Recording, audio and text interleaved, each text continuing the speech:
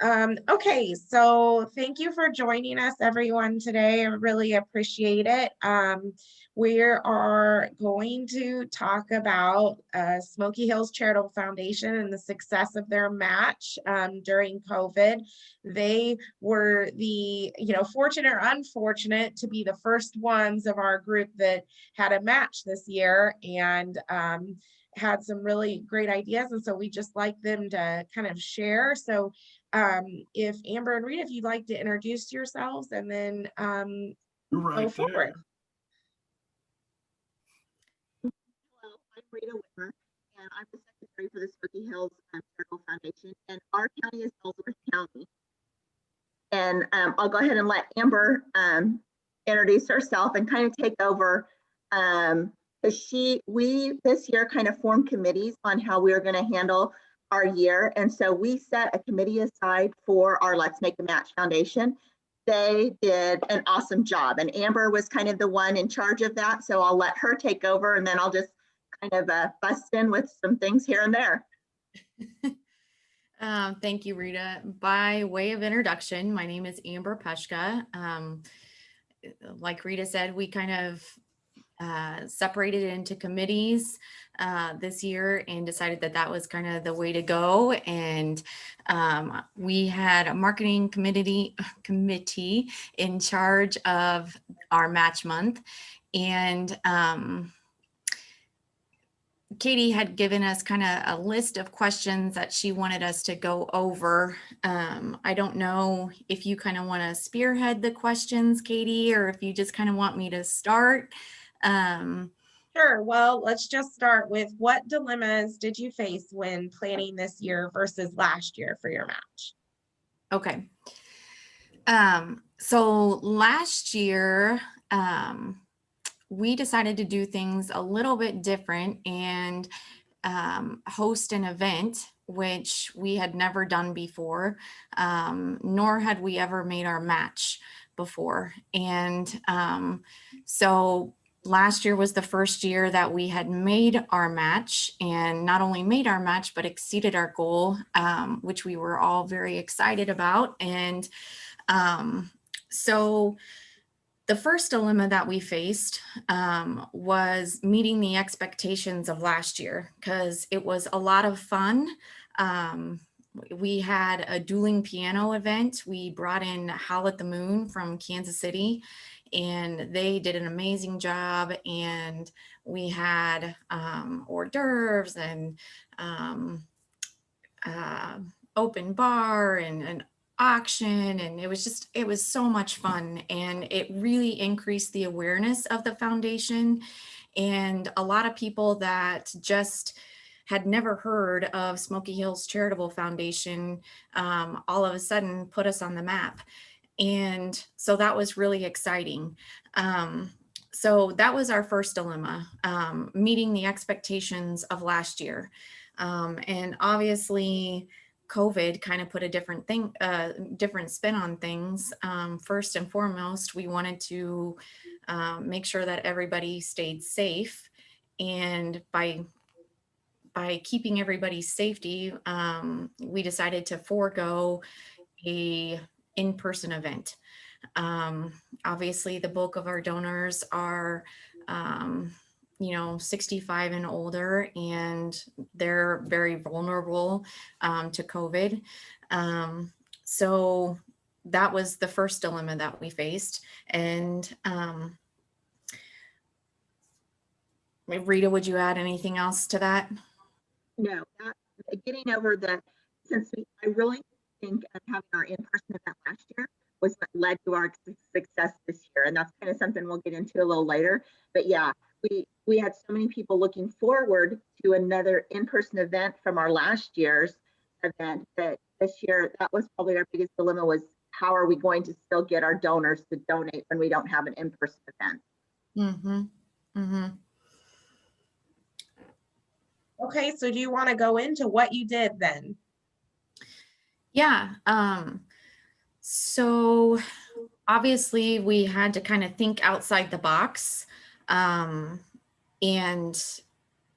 we wanted to still do an event, but think outside the box, like I said. So we decided to, by still increasing awareness of the foundation, we put yard signs similar to the size of like a realtor sign. Yes, perfect. And every single project that the foundation supported over the past, well, any project that we supported over the years received a sign in their yard. We had called every single grant recipient and asked for their permission. And of course, with resounding yes, they were like, absolutely. And it made the communities aware of, wow, I had no idea that you supported these projects. And it was anywhere from Family Connections, which is basically a very inexpensive way for inmates' families here at the correctional facility to stay for $5, $10 a night, $20 a night. Or the schools, just families didn't know that we supported schools and churches and different projects around the community. So we had 50 or 60 signs up all across every single community. Canero, which people didn't even know we supported a project in Canero. And maybe you guys didn't even know we had a town in Ellsworth County called Canero. I don't know. And Wilson, Holyrood, Lorraine, Canopolis, and Ellsworth, every single community in Ellsworth County had yard signs up. And we had so many responses from donors saying, or patrons of the community saying, I had no idea that you supported these types of projects. And so we may not have received donations from those people, but it increased awareness that these were the types of projects that we supported, and they could start to recognize the foundation for those purposes.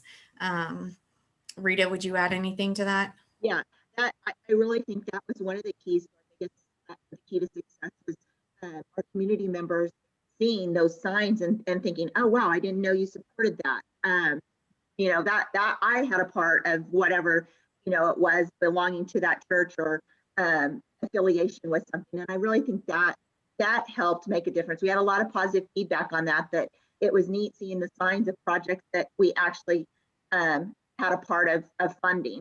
When you think that people know about you, but really the majority of communities don't realize what your foundation does for your community.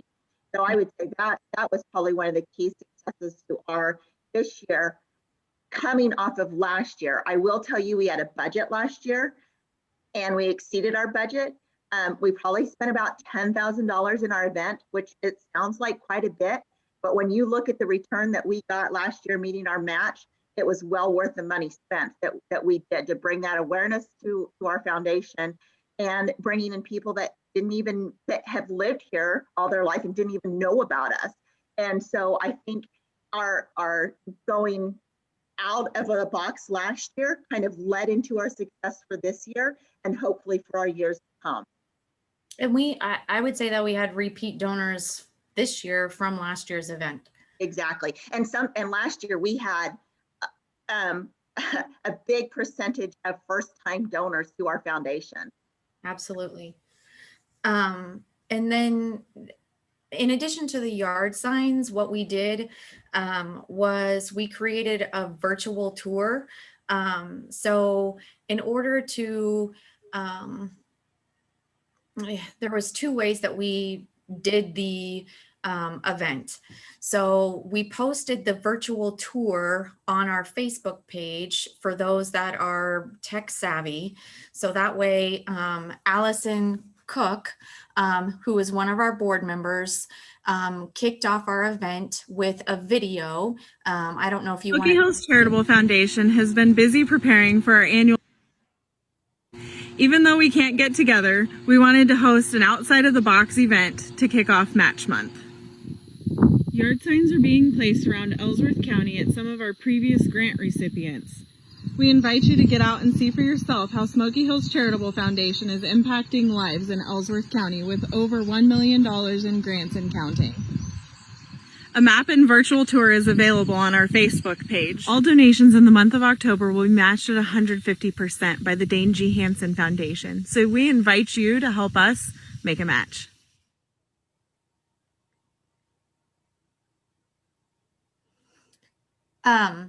And so then when you drill down into those individual hearts per se, it shows pictures of the projects that we supported. And obviously Google Earth didn't have a picture of the Ellsworth Senior Center stove that we put in.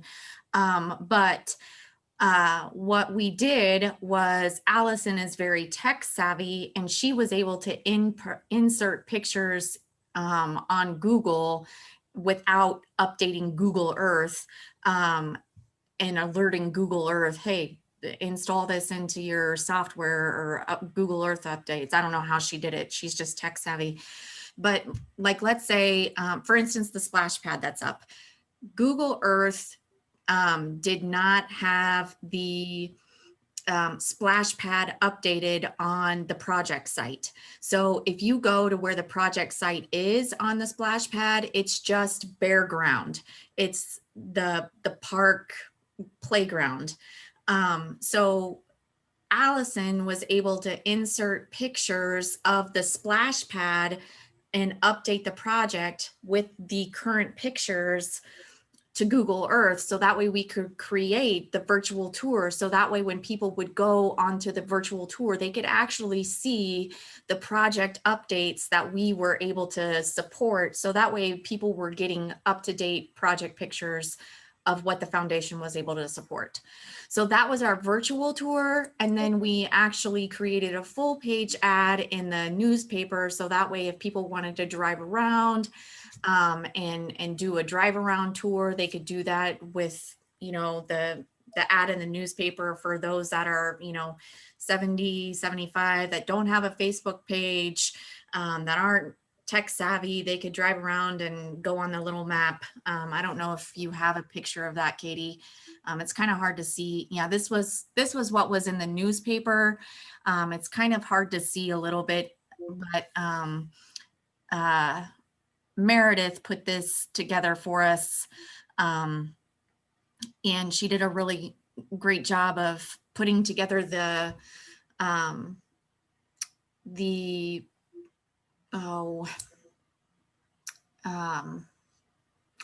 Let's Make a Match piece, but then our advertising guy at paper put together the Google Earth pieces and kind of pieced together the rest of the ad. So it was kind of a team effort there. But that was the full page article that we had in the newspaper for those that weren't tech savvy. But it got the word out that way. And then the other thing that we did was, I'm sorry, go ahead, Rita. The only other thing that I would add to the event that we did was, instead of a thermometer to update monetary donations throughout the month, what we did was take pictures of the board members like on a couple times a week, right, Rita? Right. Mm-hmm. Either selfies or somebody took a picture. Yeah, there's one of our board members, Sarah DeLabo, and we would send them to Meredith and say, hey, could you post this to our Facebook? And then she would post that to our Facebook page and just put, you know, please make sure that you are thinking about us and thinking about giving. So that way people were aware, and it was more personalized, and it was a way to connect our board members to the community. So people could kind of make that connection as well. We also, along with doing all of that, we personally give a phone call to our larger donors, so that we reach out to them personally and remind them of match in case they haven't seen the newspaper or they're not on social media. So I think adding that as a personal touch to hear a voice actually call and ask for money, it has a tremendous success of donors as well. That was what I was forgetting. I even had a note in front of me to remind me to say that.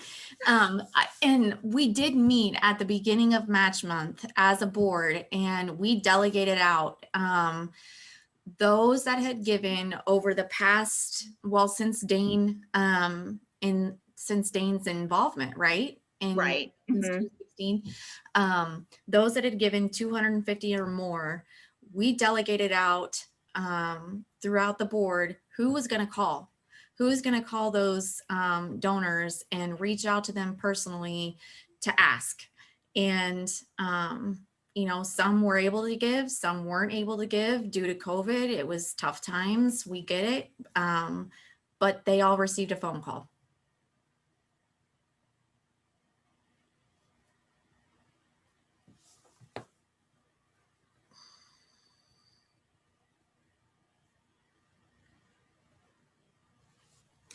Trying to do lots of screens at the same time. It's just not working.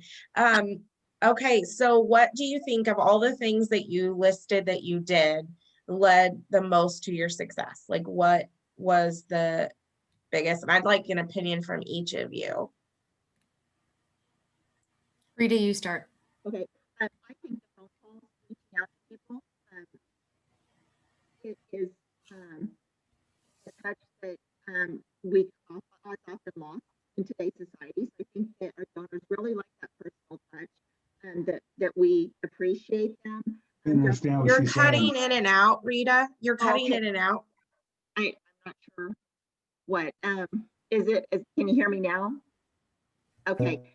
Reaching out to our donors personally, I think it was probably what is one of the key to successes, because in today's society, you kind of lose that sense of touch, personal touch. And I think they do like that. And just overall, I think awareness of our signs. We've had great feedback with that. So I think that contributed to our success as well.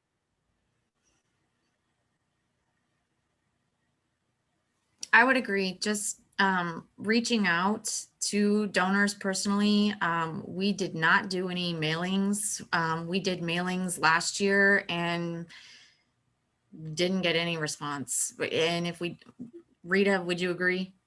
Yeah, we get very few, but in looking like going forward, because this year we did get our big donors and that contributed us to reaching our match, but I noticed we didn't have as many personal small donors, and I think that maybe next year we might try a flyer again, because now that after our event last year and bringing more awareness to it, I think if we reach out to them, well, hopefully we can have an in-person event and then we don't have to do a mailing per se. But if anything, to change anything for what we did last year, our team did a great job, but I think maybe a smaller mailing of some of our most recent donors that aren't big donors, just to get, I mean, every dollar counts. So even though we met our match, I think that maybe just even having reached out to our smaller donors to let them know we haven't forgot them, I guess, and still appreciate whatever they can give. Yeah. And just like Rita said, I think the signs really did make a big difference. As trivial as that sounds, by increasing awareness, the American Legion, the Cub Scout, the different churches around town, every single school in our district received a sign. Just no one knew that we supported those projects. And people were like, I had no idea. I don't know how many times I heard that. So I think that left a big impression on a lot of people. And I think talking through things with Gary, I think one thing that we should consider is anytime a grant is received from now going forward, a sign should be placed in that grant recipient's yard or place of business or whatever. So that way people know that nonprofit, school, whatever, was a grant recipient and we supported it. Okay, well, thank you, ladies, so much. And now I would like to open it up for an opportunity for questions. So you can either unmute yourself and ask a question or type one in the chat, and I'll try to monitor the chat as well. But do you have any questions for Rita or Amber?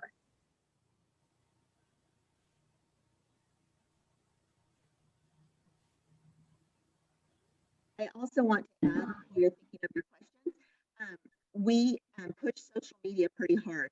So any board member that was on social media, anytime a post was made, we asked our board members to share it, because then you're sharing, and I always made my post public so that it would go to public, but some maybe just shared to their friends, but every board member, has a different group that they're probably associated with. So anytime that post came up, we had several shares of that individual update or the post about our match.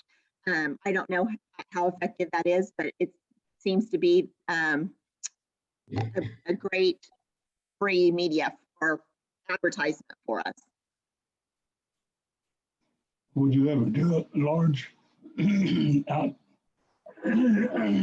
large outdoor event like dueling pianos again? Definitely. Yeah, we had a tremendous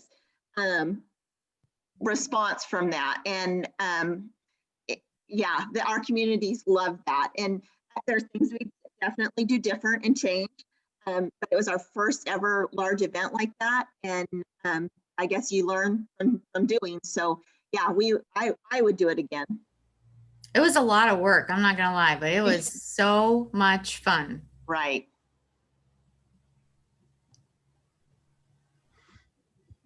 Hey, Kathy, you're muted. Kathy, you're muted. Okay, now can you hear me? Mhm. Okay, so did you have a way for them to pay online as Yes. well? Okay. Yes. Did you get very many from that? A handful. Okay. But you, and I don't know that donors realize, because there's a percentage that's taken out, so you don't get the full amount. I mean, it's like $250 or something that's taken out for that. But yeah. And that is one thing I would just, I don't know. It's hard to clarify, but even though it does say Greater Salina Community Foundation, it does throw some people off, and it says, well, I don't want it to go to Salina. You just have to make sure that those that are contributing online, you just make clear that, hey, no, it's because we're affiliated with the Salina office, but clearly it says the purpose is for, Smoky Hills Charitable Foundation Match Month or whatever your foundation is, because it is confusing for those that don't understand that we are affiliates of Salina, that don't understand that part. And although we understand it, not all community members get it. So I don't know how they're, other than just effectively communicating that piece, there is a barrier sometimes to that, and people are hesitant to give online. And sometimes that's not a bad thing, because then you can just take their check and not take the fees out of PayPal.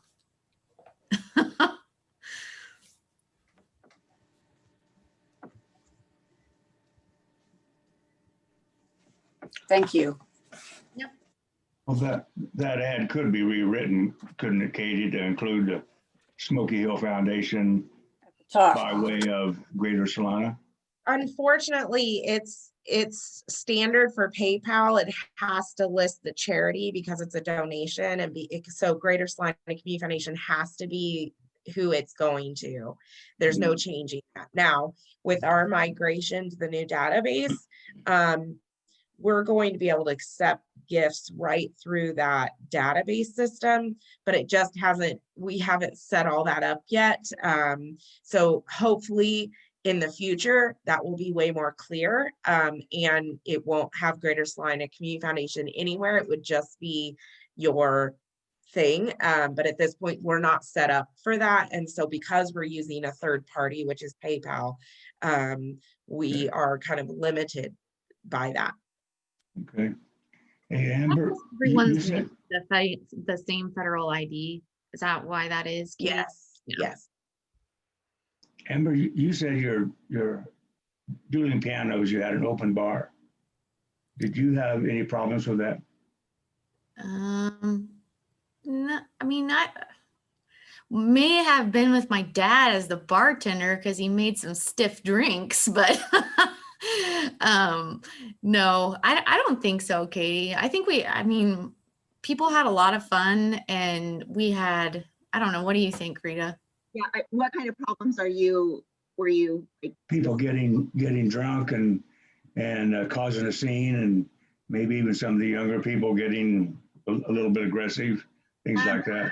Yeah, we didn't. There definitely were a few that took advantage of it, but no one caused a scene or anything like that. Yeah, I mean, I would agree. I was there that evening. There were a few that definitely felt really good by the end of the night, but there wasn't any sort of and they didn't have it go on and on and on either. You know, I mean, it was done by I think 10 or 10:30, which kind of limited the ability for people to just continue to go too far. I think that helped too. I don't think you could do an event like that for 5 hours, but for 2.5, I think, you know, there's only so far people can go in that amount of time. Good, thank you. And just to add, for an event like that, we do require to get additional insurance coverage because, you know, there are more liability things. So that is part of the cost that additional costs that happen with an event like that you have to carry some extra insurance just because. So Katie, this is Roger. I wanted to mention a couple of things that happened at the very beginning of the process, which allowed Amber, who was the leader, to move forward with authority. And one was we had the board identify who the committee is going to be. And so we had 3 or 4 members that were identified by the board. The committee met 2 or 3 times to kind of put together, this is the plan that we've come up with, presented that to the board, and the board approved it, authorized it. So at that point in time, Amber was then authorized to move forward without having to go back to get authorization to do various things or make decisions. And I think that's important in the organization of this effort, which resulted in all of the things that she and Rita have shared with you, so that they could move forward uninterrupted and without having the whole board get together and spend countless hours debating, you know, do we do the red ribbon or do we do the pink ribbon kind of thing. They've focused on giving authority to the committee to move forward and implement the plan that they had already approved. Then the committee, as it met, did send out minutes of their meetings to all the board members so that the board was continually informed as to what was going on. So I think that organization is important, but then that's the way my mind thinks.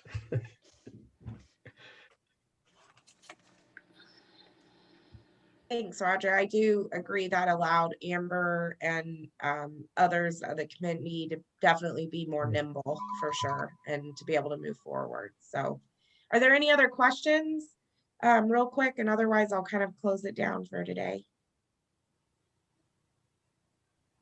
Just one last thing. We did identify the spokesperson for the committee.